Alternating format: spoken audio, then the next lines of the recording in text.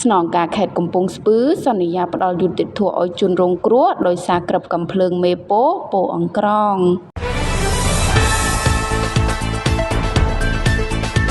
ឧត្តមសេនីយ៍តូខឹមសុខៃស្នងការនគរបាលខេត្តកំពង់ស្ពឺនៅចំពោះមុខគ្រួសារជនរងគ្រោះឈ្មោះផានរាយុគដែលស្លាប់ដោយសារគ្រាប់កាំភ្លើងមេប៉ូអង្ក្រងបានសន្យាផ្ដល់យុត្តិធម៌ទៅតាមអំពើនិងកំហុសដែលកើតឡើងតាមប្រព័ន្ធច្បាប់កម្ពុជាឲ្យបានភាពសុក្រិតនិងតម្លាភាពសម្រាប់ជនរងគ្រោះ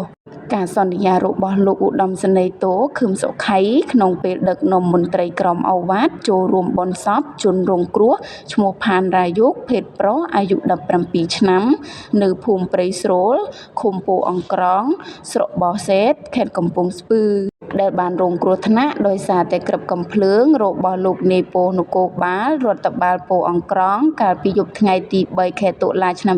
2025កន្លងទៅក្នុងពេលចុះបំពេញបេសកកម្មល្បាតនៅក្នុងភូមិសាស្ត្ររបស់ខ្លួនលើការរក្សាសន្តិសុខសណ្ដាប់ធ្នាប់សុវត្ថិភាពសាធារណសង្គមក្នុងនាមជាមន្ត្រីអនុវត្តច្បាប់និងក្នុងនាមជាប្រធានស្ថាប័នស្នងការដ្ឋាននគរបាលខេត្តកំពង់ស្ពឺអធិការដ្ឋាននគរបាលស្រុកបោះសេតសូមបដិញ្ញាថា